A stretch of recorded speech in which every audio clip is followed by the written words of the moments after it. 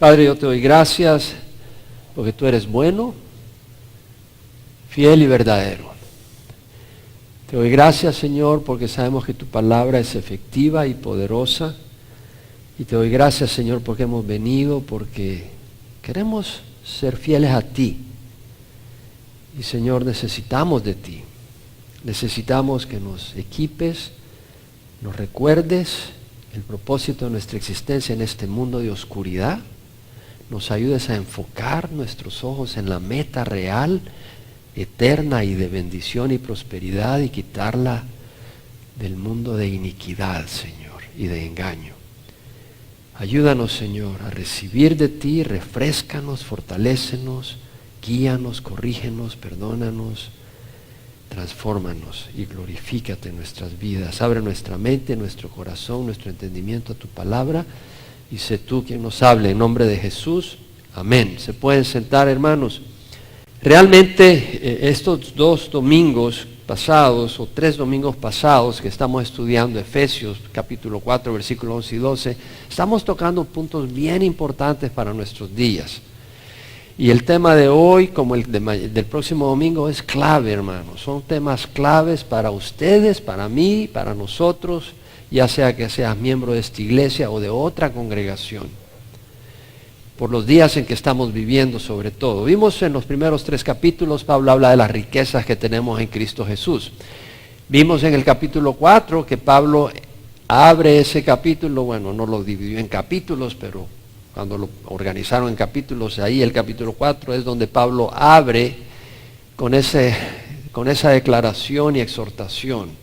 Yo, pues, prisionero del Señor, os ruego que viváis de una manera digna de la vocación con la que habéis sido llamados. Pablo nos llama a vivir una vida, a tener una conducta propia de un hijo de Dios, de hijos de la luz, con toda humildad y mansedumbre, soportándonos con paciencia en amor unos a otros. Pablo nos habla de que debemos de ser humildes, debemos de mantener mansedumbre, es decir, poner a otros antes que nosotros, y servir a otros, y no ser arrogantes y orgullosos, y ser pacientes y soportarnos unos a otros, esforzándoos por preservar la unidad del Espíritu en el vínculo de la paz. Y Pablo nos recuerda que debemos de esforzarnos para mantener la unidad, no cualquier unidad, sino la unidad que es de acuerdo al Espíritu Santo, que es de acuerdo a la palabra de Dios. Y luego Pablo nos habla de los dones, de que hemos recibido, si bien hay una unidad, también hay diversidad de dones y recibimos distintos dones, distintas personas. Y luego habla de que Dios ha levantado, Dios ha dado a algunos el ser apóstoles, a otros profetas, a otros evangelistas, a otros pastores y maestros, para capacitar a los santos para la obra del ministerio.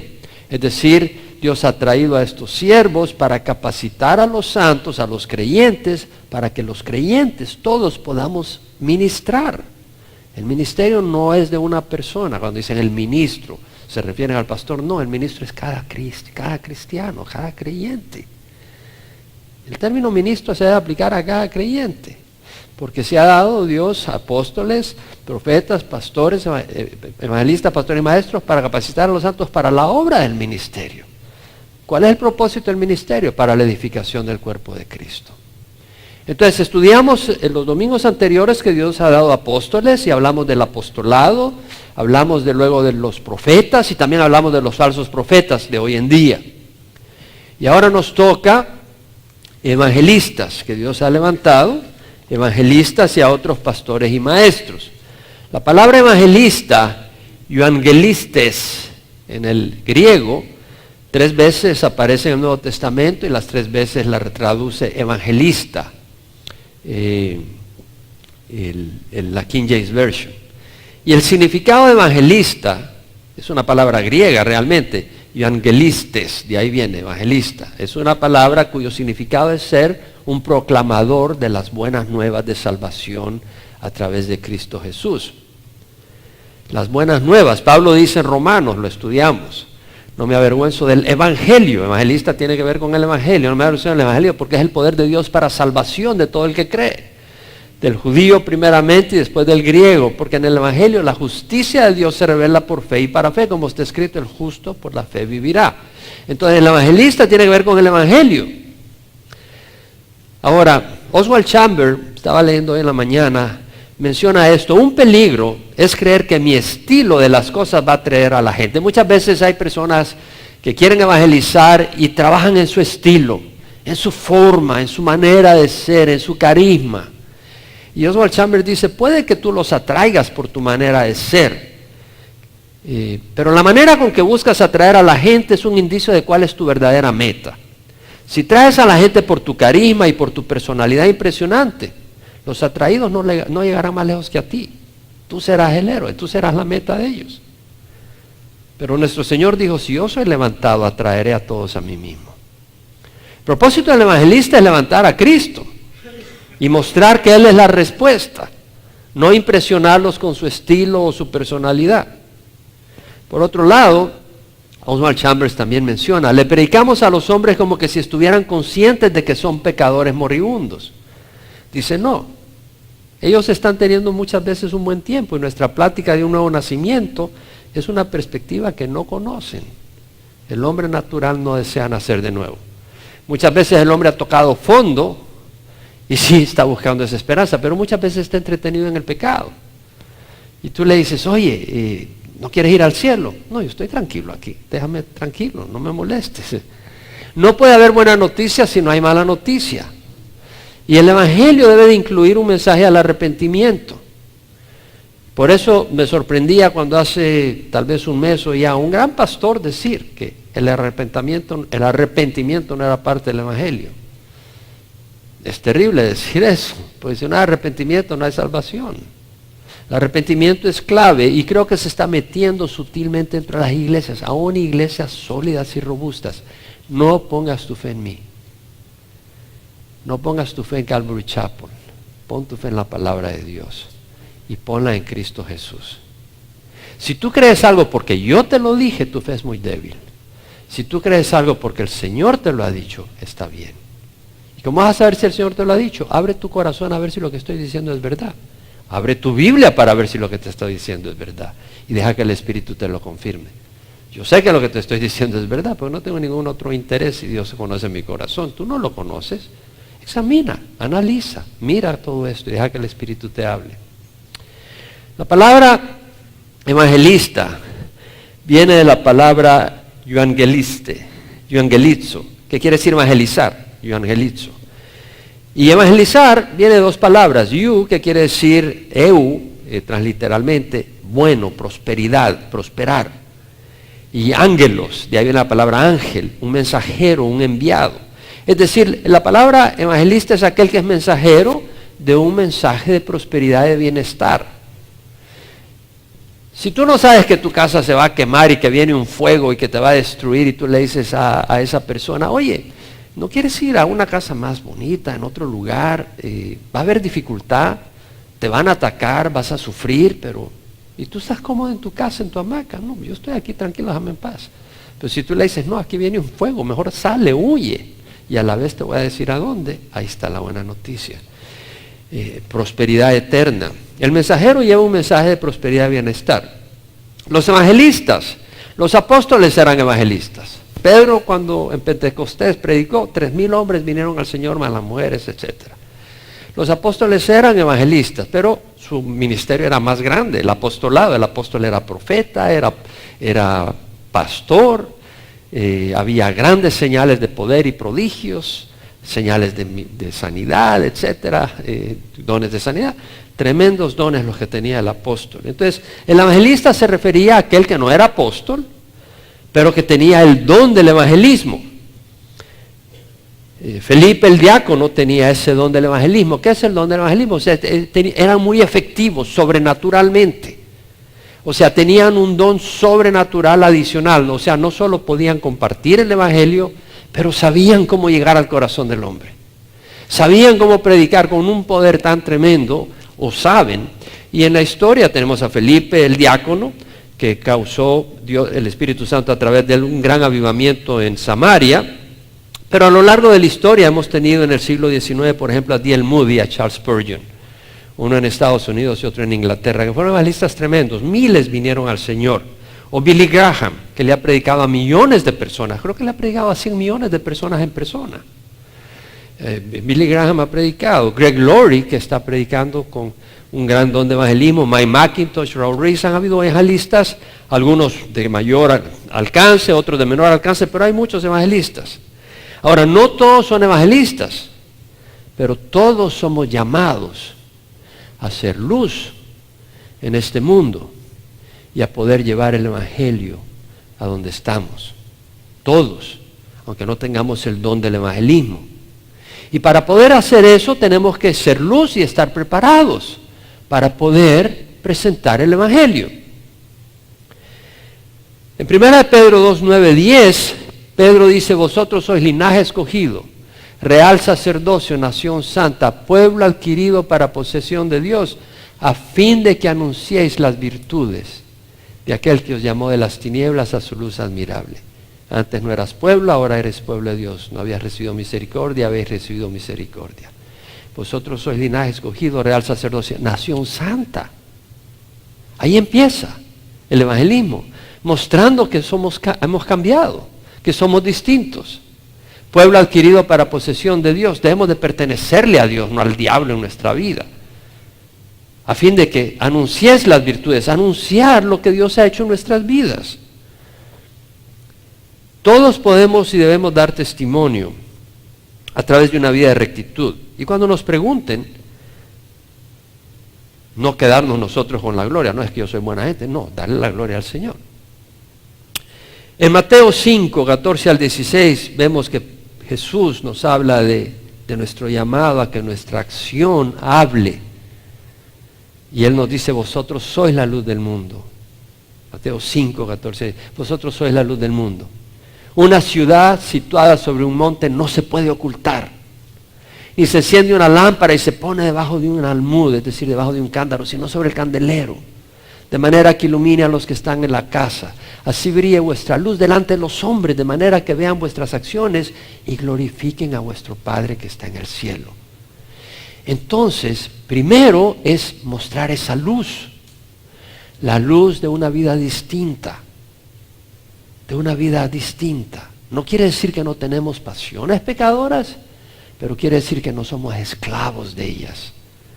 No quiere decir que no nos atrae el pecado, pero quiere decir que nos atrae la palabra de Dios. No quiere decir que en el hombre natural no andaríamos tal vez en algún bar o en alguna fiesta haciendo alguna locura, pero sabemos que eso no nos lleva a nada y nos encanta la comunión de hermanos en Cristo. Una vida distinta. Y cuando la gente pregunta, una vida de poder, una vida de poder, cuando la gente te pregunta: oye, ¿cómo? Dios me ha ayudado. Está en el trabajo, ¿y cómo lograste salir adelante? Dios me ayudó. ¿Y cómo hiciste en esa deuda? Le pedí al Señor. No, dime, sí le pedí al Señor, nadie me pudo ayudar, pero el Señor me hizo esto.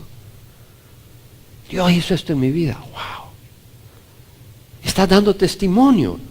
Y luego dar un testimonio hablado, porque Pedro dice en 1 Pedro 3:15: santificad a Cristo como Señor en vuestros corazones,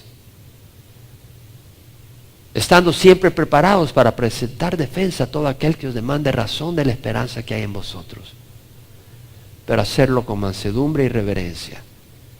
¿Qué es lo que primero dice Pedro? Santificad a Cristo como Señor en vuestros corazones. O sea, que Cristo sea tu Señor, no tu carne pecadora.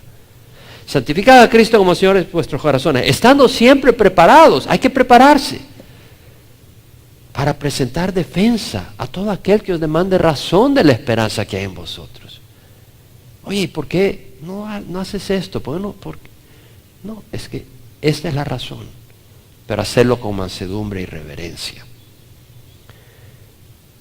Desde que recibes a Cristo, tú puedes dar la razón de tu esperanza y hacer una labor de evangelización. No quiere decir que seas un evangelista necesariamente, pero estás haciendo una labor de evangelización. La mujer samaritana, cuando tuvo el encuentro con Jesucristo, salió corriendo a avisarle a todo el mundo: encontré al Mesías, me dijo todo lo que he hecho. Tenía 5 maridos, y con el que estaba ya no era su marido siquiera. Y Jesús le dijo todo eso y le dijo palabras que le tocaron. Y le fue a decir, y hubo muchas conversiones. Los llevó a los pies de Jesús. El endemoniado gadareno, cuando llegó Jesús, Él estaba en los sepulcros, estaba encadenado, rompía las cadenas, nadie lo podía contener. Y cuando el Señor libera a ese hombre de los demonios, tenía una legión de demonios, luego aparece vestido en su sano juicio, sentado a la par de Jesús. Y la gente del lugar ese le pidieron a Jesús que se fuera, porque los demonios se tiraron a una piara de cerdos y ellos se tiraron a un precipicio y ellos estaban frustrados porque se habían muerto los cerdos en vez de estar felices que un hombre endemoniado había sido liberado. Pero él quería seguir a Jesús y Jesús le dice, no, vete a los tuyos y dile lo que Dios ha hecho contigo. Fue un evangelista, no en el sentido que tuviera el don de evangelismo, pero fue a compartir que el Hijo de Dios lo había liberado. Entonces cada uno de nosotros tiene una historia si hemos venido a Cristo Jesús, que compartir con otras personas. Ahora, es peligroso cuando tú vienes y dices, ok, yo ya recibí al Señor, y te pones a enseñar sin prepararte. Porque el mismo Pablo le dijo a Timoteo, procura con diligencia presentarte ante Dios aprobado como un obrero que no tiene de qué avergonzarse, que maneja con precisión la palabra de verdad. Estudia la palabra. No vas a ir a darte duro con otras personas y ni siquiera has leído la Biblia. Y te van a hacer bola, o los vas a hacer confundir. Pero vemos entonces el don del evangelismo, y luego vamos ahora al don o al llamado de pastores maestros. Y este es clave, no creo que voy a terminar ahora. Al principio pensé que iba a ser muy breve, pero realmente tengo mucho que compartir en esta área. Sobre todo en los días que vivimos y sobre todo como pastor de esta congregación, quiero que quede bien claro cuál es mi visión de lo que es un pastor. Y ustedes la tienen que tener. La palabra pastor, maestro, es pastor maestro. Fíjate que no dice otros pastores y a otros maestros, sino pastor maestro. ¿Por qué? Son pastores que enseñan. Entonces la palabra pastor, poimen, quiere decir pastor en el sentido de un pastor de ovejas, pastor de un rebaño de ovejas. Pero así como un pastor se preocupa por las ovejas y las lleva a pastar a pastos frescos y verdes, y las lleva por fuentes de agua tranquila para que no se ahoguen y puedan tomar agua y que no sea agua envenenada, y las protege de los lobos y los lleva a lugares donde el clima está bien, donde las inclemencias del tiempo no los va a destruir. O sea, les protege. Es en ese sentido de que es un pastor. Y la idea es alguien que tiene responsabilidad de cuidar y guiar espiritualmente a un grupo de personas. Eso es el término pastor. Y el término maestro, didáscalos, de ahí viene la palabra didáctico, por ejemplo, una palabra similar, didacta, quiere decir, se traduce muchas veces máster, maestro, en el sentido del maestro, nuestro Jesús. Muchas veces maestro en el sentido maestro, o en el sentido, en una vez la King James lo traduce doctor, en el sentido de un experto en la ley, por ejemplo. El significado es alguien que enseña las cosas de Dios a los hombres y las responsabilidades de los hombres ante Dios. Pastor y maestro, Jesús mismo es el gran maestro y el gran pastor. Y Él se dedicó a pastorear y a enseñar. Y vamos a hablar de las dos cosas y entrar en detalle. Vamos a Mateo 4:23.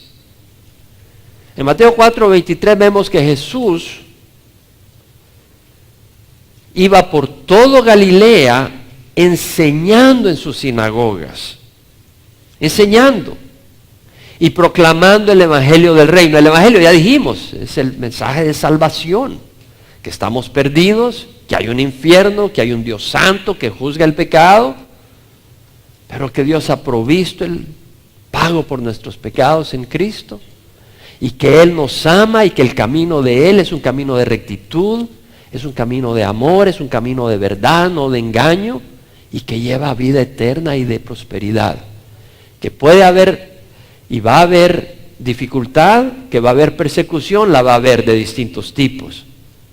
Pero hay que ser valientes Y es mejor sufrir saludablemente, espiritualmente hablando, que estar todo enfermizo espiritualmente hablando y morir eternamente. Jesús iba por toda Galilea enseñando en sus sinagogas y proclamando el evangelio del reino y sanando toda enfermedad y toda dolencia en el pueblo. Es decir, Jesús tenía compasión de la gente. Pero su llamado era enseñar, llamado principal. Y vemos en Marcos 6:34 que en Marcos 6:34 Jesús ha enviado a los apóstoles a que fueran a las aldeas a predicar el evangelio, a sanar. Y cuando regresan a Jesús, todo el mundo se les está demandando de ellos y están cansados. No había tiempo ni para comer, dice el evangelio.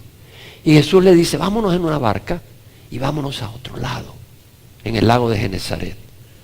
Pero la gente lo vio. Y entonces iba Jesús con los 12 apóstoles en la barca y la gente por la orilla lo iban siguiendo. Y cuando llegó a su destino, ahí estaba la gran multitud. No se les pudo escapar. Y dice la palabra que al desembarcar él vio una gran multitud y tuvo compasión de ellos. Vemos el carácter de un pastor. Un pastor tiene que tener compasión de las ovejas. Es el corazón de pastor. Porque eran como ovejas sin pastor. Esta gente obviamente que no eran paralíticos. Esta era gente que realmente estaba con hambre de oír las palabras de Jesús. Las noticias que traía. Y corrieron a oírle. Estaban queriendo oír, estaban sin una guía, estaban sin dirección. Y Jesús decía palabras profundas, hablaba sencillo, hablaba al corazón de ellos, querían oírlo. Estaban despistados, necesitando guía. Y vemos de que Él los ve como ovejas sin pastor. Habían pastores, habían líderes religiosos, pero no estaban pastoreando al rebaño. Y comenzó a enseñarles muchas cosas. Vemos lo que hizo el Señor, enseñarles la palabra. Bueno, Jesús cuando se apareció la tercera vez a sus discípulos, le hizo el llamado pastoral a Pedro. Ve al capítulo 21 del Evangelio de Juan. Ahí tenemos en los primeros versículos de que Jesús le había dicho a los discípulos que fueran a Galilea porque ahí se les iba a presentar, se les iba a manifestar de nuevo. Y Pedro estaba ahí con Tomás llamado el Dídimo, con Natanael de Caná de Galilea, con los hijos del Zebedeo que eran, ¿saben quiénes eran? Juan y Jacobo. Y otros 2 discípulos, eran el paquete de 7, estaban ahí. Y Pedro le dice, me voy a pescar. Algunos han criticado a Pedro por decir me voy a pescar, yo no lo critico por eso, pues estaban esperando que él le apareciera a Jesús, no se iban a poner a cantar, a contar piedritas, o sea, vamos a pescar. Y se fue Pedro a pescar con los otros 6 y no agarraron nada toda la noche. Pobres pescadores, eran medio frustrados, no les funcionaba la cosa. Y en la madrugada, cuando estaba por amanecer, se les apareció Jesús a la orilla, pero no sabían que era Jesús, no se veía bien, estaba amaneciendo. Y Jesús es el que empieza la conversación. Le dice, hijitos, ¿tenéis algo para comer con pan? Y ellos le dicen, pues, no tenemos nada.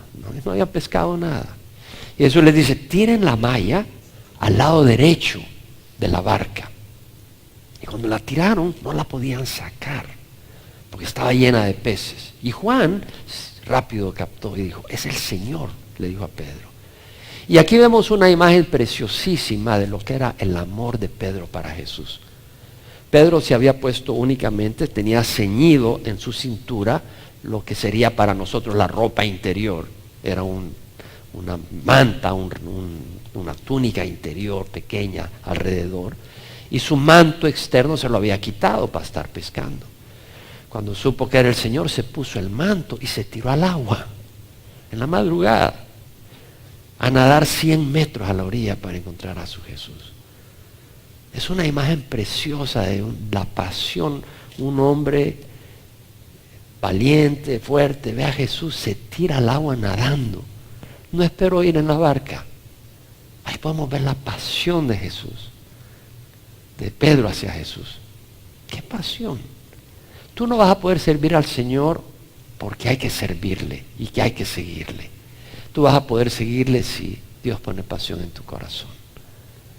Y si dejas que el Señor abra tus ojos para que sepas quién es Jesús, y lo vas a seguir con pasión.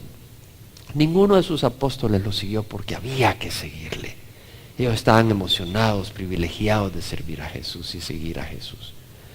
Y vemos que cuando llegó Pedro, bueno, el resto llevaron, no pudieron ni subir la malla con peces, porque se viera, no podía, estaba cargada, tenía 153 peces, los contó Pedro.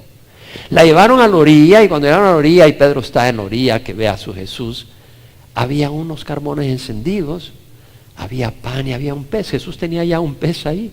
Pero dice, traigan de los peces que agarraron. Y Pedro va corriendo y trae algunos peces. Y comen. Jesús comió con ellos. Jesús resucitado comió con los discípulos. Saboreó ahí un pez ahí, asadito en las brasas. Y cuando terminaron de comer, existe esa conversación entre Jesús y Pedro. Y puedes ir ahí en Juan 21, que es uno de mis pasajes que me encantan. Cuando acababan de desayunar, Jesús, versículo 15, le dice a Simón Pedro, Simón, hijo de Juan, ¿me amas más que estos? Interesante, Pedro lo había negado 3 veces. Y Pedro había dicho, aunque ellos te nieguen, yo no te negaré. Aunque ellos se hagan para atrás, yo no me voy a hacer para atrás. Y Pedro se había hecho para atrás. Pedro lo había negado. Y Jesús lo ha perdonado. Jesús se le apareció, al primero de los apóstoles que se le apareció fue a Pedro, para mostrarle su amor y su misericordia. Pedro se había arrepentido. Pero qué interesante que en la conversación, Jesús es tremendo, es poderoso. Jesús sabe por dónde penetrarte. No te le escapas. Y Jesús le dice, ¿me amas más que estos? O sea, ¿me amas más que estos? Y la palabra que usa es agape. Un amor sacrificado. Y Pedro ahora sí era un hombre más humilde. Y dice, sí Señor, tú sabes que te quiero. No le dijo te amo, tú sabes que te quiero. O sea, te quiero, fileo. Ese cariño de un hermano con un amigo, o entre los hermanos, o de un hijo con un padre, pero no necesariamente amor sacrificado. Dice, tú Señor, tú sabes que te quiero. Y Jesús le dice, apacienta mis corderos. Y la palabra apacienta ahí es en el griego bosco, que quiere decir alimentar, graze en inglés, llévalos a pastar. Por supuesto que no le está diciendo agarra corderitos y llévalos a comer. Lo que está diciendo él es, dales mi palabra, apacienta mis corderos. Luego le vuelve a decir, Simón, hijo de Juan, me amas. Ya no le digo más que a estos. Bajó un poco Jesús. Porque Pedro no dijo, sí, te amo más que ellos. Estaba probando el corazón de Pedro. Estaba manifestándonos a nosotros el corazón de un Pedro que ha cambiado después de un fracaso. Jesús te ama y me ama a mí. Y muchas veces ha permitido algún fracaso en nuestra vida porque en el futuro nos va a servir para caminar en humildad y no en arrogancia. Porque el que cree que está firme tenga cuidado, no sea que caiga. Aparte de la gracia del Señor, caemos. Por eso tenemos que buscar del Señor, porque necesitamos depender de Él. Jesús le dice a Pedro, Simón, hijo de Jonás, ¿me amas? Agape, agapeo. Y Pedro le dice, sí Señor, tú sabes que te quiero, fileo. Pero ahora viene Jesús y baja al siguiente nivel. Y le dice, Simón, hijo de Jonás, ¿me quieres? Tercera vez, imagínate lo que haber sentido Pedro, que lo había negado 3 veces. ¡Wow! Dice, para quebrantarte. Y Pedro le contesta, Señor, tú sabes todo, tú sabes que te quiero. Y el Señor le dijo, apacienta mis ovejas. La segunda vez le dice, pastorea mis ovejas. Y la palabra ahí es poimaíno. En la segunda vez cuando le dice, me quieres, me amas, y le dice, te quiero, Jesús le dice, pastorea mis ovejas. Y la palabra pastorear, poimaíno, quiere decir alimentar, pero también quiere decir supervisar, gobernar en el buen sentido, cuidar, proteger, guiar, dirigir en el buen sentido. O sea, la palabra poimaíno. Y a la tercera vez le vuelve a decir, alimenta, pastorea, alimenta en el sentido bosco, alimenta, apacienta mis ovejas. Y vemos que le dice en el versículo 18, en verdad te digo, cuando eras más joven te vestías y andabas por donde querías, pero cuando seas viejo extenderás las manos y otro te vestirá y te llevará donde no quieras. Esto dijo dando a entender la clase de muerte con que Pedro glorificaría a Dios. El cristiano no tiene ninguna oportunidad. Es decir, cada oportunidad que Dios nos da puede ser fructífera. Hasta la oportunidad de morir. Hasta la oportunidad de morir es una oportunidad para glorificar a Cristo. Ya sea a través de martirio, como en la masacre que acaba de haber en Oregon. El tipo dijo, los cristianos que se paren. Y a los que eran cristianos los mató. Pero ahí se vio quienes no negaron a su Señor. Lo veían armados, sabía que se los iban a volar. Y no se avergonzaron de Jesús. Glorificaron a Jesús en esa manera. Y Dios puede que te dé una enfermedad, no Dios, pero que permita una enfermedad. Y en esa enfermedad difícil, glorificar a Jesús. Todas las cosas cooperan para bien de aquellos que aman al Señor, los que han sido llamados conforme a su propósito. Y podemos usar esas oportunidades para traerle gloria al Señor. Y luego dice, esto dijo, dando a entender la clase de muerte con que Pedro glorificaría a Dios, y habiendo dicho esto, le dijo, sígueme. Un pastor debe seguir a Jesús. Un pastor que no esté siguiendo a Jesús no tiene ningún negocio de pastorear. Jesús le dice, sígueme.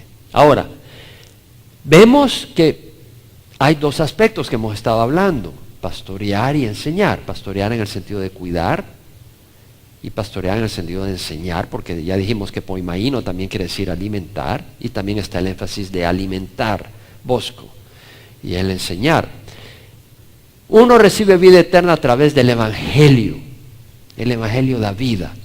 Pero, ¿qué haces tú con alguien que acaba de nacer y no lo alimentas?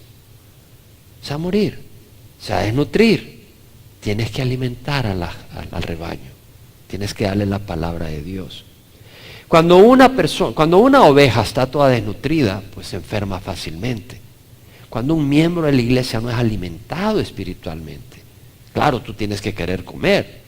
Pero si tú no te alimentas espiritualmente, lo que va a ocurrir es que el enemigo te va a hacer pedazos. No vas a tener fuerza para resistir los ataques del enemigo que son en la mente, que son a través de las tentaciones. No vas a tener fuerza. Tú tienes que alimentar el espíritu. Estaba leyendo un comentario de Oswald Chambers y decía lo siguiente: si tú no pones a muerte las cosas de la carne en ti, las cosas de la carne van a poner a muerte las cosas de Dios en ti. ¿Te das cuenta? ¿Qué quiere decir? Tenemos que alimentar el espíritu para poner a muerte las cosas de la carne. Si tú no alimentas el espíritu, las cosas de la carne van a apagar las pocas cosas que se están apagando del espíritu en ti. Y luego el enemigo te hace pedazos. Hay personas que buscan la posición de pastor, está bien, siempre que Dios te lleve a esa posición y te dé los dones. Porque ¿quién da los dones? Dios. ¿Quién es el que da el llamado? Dios. En 1 Corintios 12, 4 a 5 vimos que hay diversidad de dones, pero el Espíritu es el mismo. Entonces, ¿quién da el don de enseñanza? El Espíritu Santo. Y luego dice, hay diversidad de ministerios, pero el Señor es el mismo. O sea, es Cristo la cabeza de la iglesia que establece. Entonces, en la iglesia los líderes tenemos la responsabilidad de reconocer los dones que Dios da a las distintas personas y ayudarles a establecer los ministerios en que han de estar sirviendo. Pero lo que buscamos es buscar lo que el Señor tiene, porque el que edifica la iglesia, el que construye la iglesia es Cristo.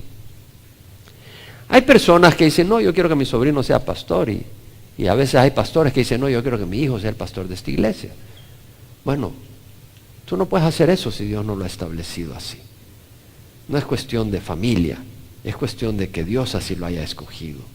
Y hay que ver si tienes los dones. Si tú no tienes el don de enseñanza, pídeselo al Señor, pero si no lo tienes, no busques ser pastor, porque es una seria responsabilidad. En Santiago 3.1, el medio hermano de Jesús dice, hermanos míos, no os hagáis maestros muchos de vosotros, sabiendo que recibiremos un juicio más severo. ¿Quieres un juicio más severo? Ponte a enseñar. ¿Por qué vas a tener un juicio más severo? Porque no solo vas tú en la colada, sino los que te están siguiendo. Es seria responsabilidad. Si vas a enseñar error, mi hermano, te va a ir mal. Entonces, Santiago nos advierte. Según de Timoteo 2.15 leímos, procura con diligencia presentarte ante Dios aprobado. No se trata de que te apruebe el grupo a quien le estás enseñando, te está aprobando Dios. Procura con diligencia, tienes que ser diligente. Presentarte a Dios aprobado como un obrero que no tiene de qué avergonzarse, que maneja con precisión la palabra de verdad. Tienes que saber manejar la palabra de Dios por la ayuda de Dios, obviamente, por el Espíritu, es por gracia, pero tienes que tener el don. El pastor debe de alimentar el rebaño. Ve a Hechos 20. El pastor debe de enseñar la palabra. Y no quiero correr en este tema. No me interesa no terminar lo del pastor hoy porque hay muchas cosas claves que quiero compartir. Prefiero que abracemos estas cosas sólidas. En Hechos 20 vemos que Pablo, cuando va camino a Jerusalén en su tercer viaje misionero, pasa a Mileto, se reúne con los ancianos de la iglesia en Éfeso y les dice: vosotros bien sabéis, versículo 18, cómo he sido con vosotros todo el tiempo desde el primer día que estuve en Asia, sirviendo al Señor con toda humildad y con lágrimas y con pruebas que vinieron sobre mí por causa de las intrigas de los judíos. ¿Cómo no rehuí declarar a vosotros nada que fuera útil? Y de enseñaros públicamente y de casa en casa. Pablo enseñaba la palabra. No se trata de andar gritando necesariamente y predicando solo el evangelio. Hay que enseñar la palabra de Dios. Instruir. Testificando solemnemente tanto a judíos como a griegos del arrepentimiento para con Dios. Es importante el arrepentimiento. Continuamente hemos de recordar que hemos de venir al Señor con corazones contritos y pedir al Señor que nos lave y nos ayude. Y de la fe en nuestro Señor Jesús. El versículo 27, Pablo dice: no rehuí declarar a vosotros todo el propósito de Dios. En el capítulo 20, versículo 32, Pablo dice: os encomiendo a Dios y a la palabra de su gracia, que es poderosa para edificaros y darnos la herencia entre todos los santificados. Por eso Pablo enseñaba la palabra, porque la palabra es la que edifica. Pablo exhortó a Timoteo, le dice: toda escritura es inspirada por Dios. Según de Timoteo 3:16. Toda escritura es inspirada por Dios. Toda escritura es inspirada por Dios. Lo que están negando en los seminarios hoy en día y en escuelas bíblicas. Yo tengo libros, tengo un libro de referencia excelente, cuyo autor ahora niega la inerrancia de la Escritura. Hay gente que se ha apostatado. Hay apóstatas ahora de la fe. Y si tú no estás fuerte, tú te vas a ir de paso. Toda escritura es inspirada por Dios y es útil para enseñar, para reprender, para enseñar con la palabra de Dios, para reprender, para corregir, para instruir en justicia, a fin de que el hombre de Dios sea equipado sea perfecto, equipado para toda buena obra. Yo le doy gracias a Dios porque Él ha sido fiel en mi vida. Fiel en mi vida. Yo le doy gracias a Dios. Mi caminar ha sido personal con el Señor. No lo estableció una organización. Cristo me trajo a Estados Unidos. Yo no pensaba venir a Estados Unidos jamás. Yo vivía en El Salvador, estaba tenía una profesión muy buena, tenía un trabajo muy bueno, tenía una posición muy alta en una organización sumamente alta, muy reputable, pero hubo una guerra civil, tuve que salir de El Salvador, me dieron la visa para venir acá y llegué a conocer a Cristo, que yo creo que en El Salvador jamás lo hubiera conocido. Y recibí a Cristo y mi vida cambió radicalmente. Me fui a la escuela bíblica, estuve estudiando, después fui a Centroamérica un tiempo, siguiendo la voz del Señor. Esto no estaba escrito en nadie y para algunas personas les parecía locura lo que estaba haciendo yo. No tenía sentido para ellos, pero para mí sí, yo estaba siguiendo a Jesús. Nadie me estaba guiando más que Jesús. Y regresé a Georgia y llego a Atlanta buscando un trabajo porque el Señor me llamó todavía a trabajar en mi profesión. No sabía por qué. Yo me sentía quebrado porque quería dedicarme al ministerio allá en el 86, pero el Señor me dijo, cálmala. El Señor me quería equipar en el creacionismo. Y para eso quería darme un éxito profesional en mi campo técnico. Y Dios me llevó de Atlanta, yo le dije al Señor, ¿a dónde me quieres, Señor? Y me apareció un trabajo en California. Y rápido pude ver que Dios tenía planes. California está lleno de latinos. Y ahí me llevas, Señor. Y recuerdo el primer domingo que vinimos, yo fui a la iglesia Evangelical Free Church en Fullerton, donde estaba Chuck Swindoll. Una iglesia grande, reconocida, yo conocía de eso. Y fui el primer domingo y alguien me dice, ¿por qué vienes hasta acá? Qué manera de recibirme. Como que alguien viene a la iglesia y le dice, ¿por qué vienes a esta iglesia? O sea, a defenderme por qué venía hasta acá. Y le digo, bueno, porque conozco. No, hay una iglesia fabulosa cerca de donde vives. ¿Cómo se llama? Pues no me acuerdo, me dice. Esta persona está medio loca.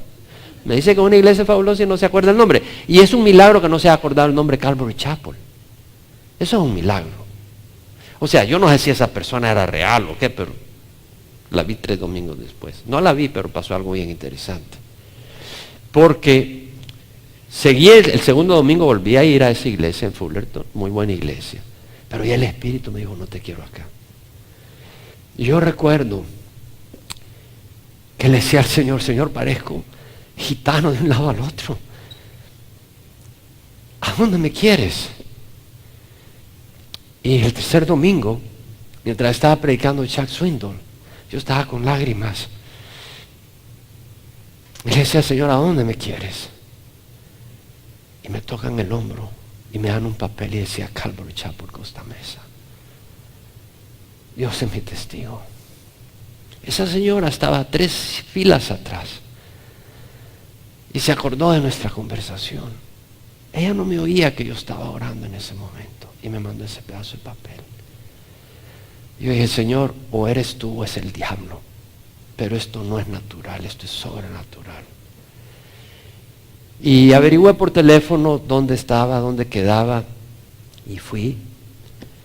Y desde que llegué al parqueo, yo sentí la presencia de Dios. No está en el concreto, pero está en el espíritu que me decía, aquí te quiero. Yo no lo entendía, pero algo me tocaba. Y cuando empezó el servicio, era el grupo Maranata que estaba cantando. La primera alabanza que yo canté en inglés, porque yo crecí en una iglesia cristiana allá en Georgia. Era en inglés. La primera alabanza que yo empecé a cantar era del grupo Maranata. Y me di cuenta que había salido de Costa Mesa. Y yo empiezo a alabar al Señor, pero ya la tercera alabanza yo me tuve que sentar porque estaba llorando como un niño. Había visto que Dios no me había abandonado y que Dios tenía planes para mi vida. Bueno, como a los 2 años de estar en Costa Mesa, porque yo le decía, Señor, me encanta Chuck, es un buen pastor, me encanta la iglesia, la informalidad, el amor, el ambiente, el balance, porque yo buscaba el poder de Dios, pero también el orden, la enseñanza. Y yo decía, Señor, pero ¿cuál es lo más clave de todo esto? Y el Señor me dijo, todo el consejo en la palabra. Quiero que sepas la importancia de todo el consejo en la palabra. Y luego tuve una experiencia sobrenatural, otra experiencia sobrenatural. yo trabajaba para Baxter y tenía que ir a Puerto Rico porque trabajaba en el desarrollo de nuevos productos y había trabajado en un proyecto, dirigía un proyecto y tenía que ir a Puerto Rico a transferir el producto, la producción de ese nuevo producto de Puerto Rico, la planta en Añasco. Y llamo a Phil, que vivía en Athens, Georgia, y le digo, hey Phil, voy a ir a Puerto Rico. Al regreso puedo parar por Atlanta y me quedo unos 3 días en tu casa. Oh, fabuloso, ay, me vente para acá. En eso, como a los 2, 3 días, yo me despierto a la 1 de la mañana. Y en ese tiempo yo no me despertaba en la madrugada, pero ni loco. Me despertaba a las 6 para orar o a las 5, pero nunca a la 1. Me desperté a la 1 sin sueño, rarísimo, sin nada de sueño. Yo me desperté, pero como que ya eran las 7 de la mañana. Yo, Señor, ¿qué es esto? No me voy a quedar aquí acostado hasta las 7. No, me voy a ir a orar. Y entonces llevé mi Biblia y como leo a través de la Biblia en mi vida personal, me tocaba leer sobre Segunda de Reyes, capítulo 14, donde habla del rey Amasías, que por no consultar le fue mal, por no consultar con Dios. Él prosperó y se volvió arrogante y dejó de consultarle a Dios. Y se metió en serios problemas. Tremendo. Lo más interesante es que cuando estaba leyendo, Dios, lo que nunca me había pasado, siempre en mi tiempo personal, yo no lo usaba para predicarle a nadie, ni mucho menos, ni preparar predicación a nadie. Lo usaba para hablar yo con Dios. Pero en esta ocasión, Dios me empieza a dar un mensaje. Empecé a ver que Dios me empieza a dar un mensaje para pastores y líderes. Y yo empiezo a escribir las notas. Y me manda 2 Timoteo 4. Y cuando termino, le digo, Señor, yo ya pastoreaba una pequeña congregación, Galvez Chapel Emanuel, pero era pequeña. Yo, Señor, este mensaje es para pastores y líderes. ¿Qué me estás dando esto a mí? Yo no lo voy a predicar a nuestra congregación. A los 3 días me llama Phil. Jaime, fíjate que estaba compartiendo con un grupo de pastores de la Convención Bautista Sarepta de Athens, Georgia. Y cuando les conté de ti, les hablé de ti, me dijeron, ¿por qué no lo traes cuando venga y que nos comparta la palabra a nosotros? Y me llama Phil y me dice, le digo, Phil, ya tengo el mensaje. Bueno, cuando regresaba de Puerto Rico a Athens, Georgia, y me quedé donde Phil, me dice, Jaime, te va a tocar predicar el lunes al grupo de pastores, son como 25 pastores. Pero yo estaba luchando en mi corazón, porque decía, Señor, a los que le voy a estar compartiendo son bautistas, sólidos en la palabra. ¿Qué voy a estar yo diciéndoles a ellos la necesidad de estudiar la palabra de Dios y el consejo completo? Bueno, el domingo, la noche anterior que me iba a tocar predicar, había una reunión de todas las iglesias en Athens. Era una reunión de todas las iglesias, se iban a reunir en un lugar amplio. Traían a un líder colombiano muy reconocido allá en Sudamérica, que se movía con gran poder, etcétera. Y bueno, fuimos. Y recuerdo que yo en el espíritu me empecé a sentir bien incómodo. Y lo más interesante es que se había hospedado en la casa del anciano, de uno de los ancianos que más quiero, ahí en la iglesia bautista donde yo conocí al Señor, porque yo conocí al Señor en Athens, Georgia. Y ahí se estaba hospedando. Cuando este predicador llama que los que son pastores vinieran al frente, yo no quería pasar al frente, porque yo sentía en el espíritu que este hombre no estaba bien. Y mis hermanos con los que había ido me voltearon, a ver, Jaime, tú eres pastor, pasa. Y para no hacer un escándalo, pasé. Y cuando el tipo empezó a hablarnos y todo, yo en el corazón dije, ni modo esto. Me quedé ahí para no hacer bulla, pero no participé. Ya nos sentamos. Y al rato el hombre empieza a decir, es tiempo de estar unidos. El amor es lo más importante, la doctrina no. Y cuando empezó a hablar así, yo dije, conmigo no cuentes. Porque el amor que no está basado en la verdad no es el amor que viene de Dios. La doctrina es sumamente importante. Y luego, a la hora de recoger ofrenda, empezó a decir quién da $100, quién da 200. Y la gente levantaba la mano. En ese momento yo le dije a Phil, yo me voy de aquí. Y eso que yo no andaba en carro ni nada, pero le dije, yo te espero afuera en la calle, pero aquí yo no me quedo un minuto más. Y Phil me dijo, te sigo. Y se levantó él con su esposa y nos levantamos y nos fuimos. Y con eso me confirmó el Señor. No importa que vayas a predicarle a bautistas. El error se está metiendo en todas partes. Y ese lunes pude compartirle a los pastores. Estaban muy bendecidos. Fue una gran bendición. Fue a través de esto que yo sé que el Señor me ha llamado a enseñar el consejo completo. Y lo más interesante es que cuando empezamos la congregación, yo jamás pensé en grabar los estudios.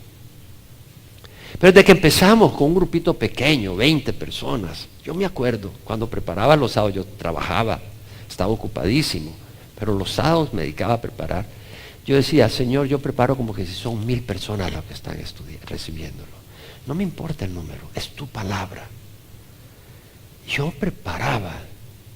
Y luego David, ¿te acuerdas, Cata? Empezó a grabar los estudios. Y Dios ha hecho que más de 1000 personas lo escuchen, cada uno de ellos, porque han salido en varias estaciones de radio en Latinoamérica. Dios ha sido fiel. Dios es fiel. Y gloria al Señor.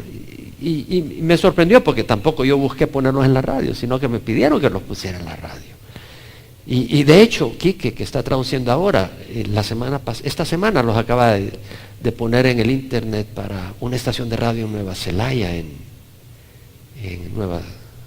Nueva Guinea, en Nicaragua, que nos acaban de pedir que se los diéramos para ponerlo en la radio ahí también. Entonces, Dios me ha llamado a enseñar todo el consejo. Y por eso vamos verso por verso. Y si Dios me da 30 años más, vamos a terminar la Biblia. Pero si no, ustedes la terminan por su cuenta, pero hay que echarle ganas.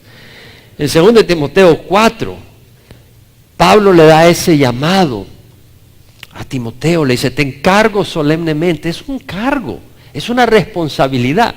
Timoteo era su hijo amado espiritual. Y Pablo le dice, te encargo solemnemente. O sea, a veces en la iglesia todos somos camaradas. Aquí Pablo le está hablando de una manera que asusta. Te encargo solemnemente. Era la última carta. Pablo estaba por ser sacrificado. Le iban a cortar la cabeza. Te encargo solemnemente en la presencia de Dios. Imagínate. Le está diciendo, mira, lo que te voy a decir, Dios es testigo. Más vale que seas responsable. Te encargo solemnemente en la presencia de Dios y de Cristo Jesús, quien juzgará a los vivos y a los muertos. Jesús viene y va a juzgar por su manifestación y por su reino. Jesús se va a manifestar. Predica la palabra. Fíjate que no dice predica el evangelio. Dice predica la palabra, es decir, toda la palabra. Insiste a tiempo y fuera de tiempo. Redarguye, es decir, si alguien dice algo y no es correcto, redarguye. No te hagas para atrás. Reprende.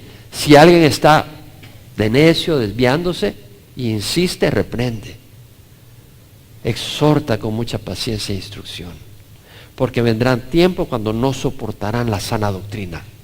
Ya estamos en ese. Sino que acumularán maestros conforme a sus propios deseos. Apartarán sus oídos de la verdad y se volverán a mitos. Pero tú sé sobrio en todas estas cosas. Sufre penalidades. Te va a tocar sufrir. Haz el trabajo de un evangelista, le dijo a Timoteo. Cumple tu ministerio. Yo ya estoy para ser derramado como ofrenda de libación. O sea, como cuando tú agarras el vino y lo derramas sobre la ofrenda que está siendo sacrificada en el altar. Pablo dice, yo ya estoy para ser derramado como una ofrenda de libación. El tiempo de mi partida ha llegado. Y luego dice, he peleado la buena batalla. Es decir, he peleado bien. He dado golpes. He peleado la buena batalla. No me ha derrotado el enemigo. Le decía a alguien ayer, he estado en una batalla, pero estoy en victoria. He sufrido, pero estoy en victoria. No estoy derrotado. He peleado la batalla. He peleado la buena batalla. He terminado la carrera. He guardado la fe. En el futuro me está reservada la corona de justicia. La corona. Me interesa que me llama la atención que aquí no dice la corona de vida, sino la corona de justicia, rectitud. ¡Wow! que el Señor, el juez justo, Él mismo me entregará en aquel día, no solo a mí, sino a todos los que aman su venida. Estamos estudiando la importancia del pastorado, porque ya sea que estés acá o te vayas a otra iglesia o Dios te lleve a otro lugar, esto es lo que es el pastorado, de acuerdo a la palabra de Dios. Y tienes que oír la segunda parte, que es tan clave y tiene cosas muy importantes para nuestra congregación. Vamos a pararnos. No toda persona que es llamada a enseñar es llamada a ser pastor. Pero hay personas que Dios les está dando corazón pastoral. Y es ahí donde te das cuenta si vas a ser pastor o no, dentro de otras cosas. Pues si no tienes corazón para las ovejas, no seas pastor. O sea, tienes que tener un corazón. Es decir, una de las cosas que a mí me movieron a... Bueno, fue el Señor el que fue abriendo las puertas. La verdad es que yo no busqué ser pastor. Sí me encanta enseñar la palabra de Dios y estudiar la palabra de Dios, pero nunca busqué el pastorado. Me aterraba la responsabilidad. De hecho, recibí esa responsabilidad con lágrimas, asustado, honestamente. Pero recuerdo cuando fui una vez a una iglesia acá en Santana. Venía un pastor amigo invitado y le tocaba predicar en esa iglesia. Y cuando vi el desorden que había en esa iglesia, yo dije, Señor, no puede ser que tu pueblo esté siendo guiado de esa manera. Yo dije, no, aunque yo sea, pero ahí, Señor, yo me ofrezco. Úsame, pero eso no puede ser así. Vamos a orar. Tal vez tú nunca has recibido a Cristo. Yo te invito a que lo recibas en tu corazón. Mira, no hay cosa mejor. Hoy estaba pensando, honestamente, yo estaba meditando. Yo no le hago ningún favor a Dios. Yo quiero caminar en lo recto porque me conviene. Es saludable, es bonito caminar en la sanidad de Dios. Es bonito caminar en paz y armonía con Dios. Es bonito no ser esclavo del licor, de la pornografía. Es bonito conocer las cosas como Dios las quiso hacer para nosotros. No es a Dios que le hacemos un favor, nos hacemos un gran favor nosotros cuando venimos a Cristo y caminamos con Él. Y por otro lado, si tú no caminas con Cristo, vas al infierno. Es aterrador. Yo no quiero tener nada que ver con el infierno. No quiero tener nada que ver con el infierno. La ira de Dios va a ser derramada sobre cada persona ahí. La ira divina. No quieres tener nada que ver con Él. Huye, es tiempo. Sé sabio. Y te invito a que recibas a Jesús. Ora conmigo. Padre, te ruego perdón por mis pecados. Hoy recibo a Jesucristo como Señor y Salvador de mi vida. Dame tu Espíritu Santo para caminar en rectitud. Perdona mis pecados, confío en ti y te doy mi corazón, Señor. Dame las fuerzas para rechazar el pecado en nombre de Jesús.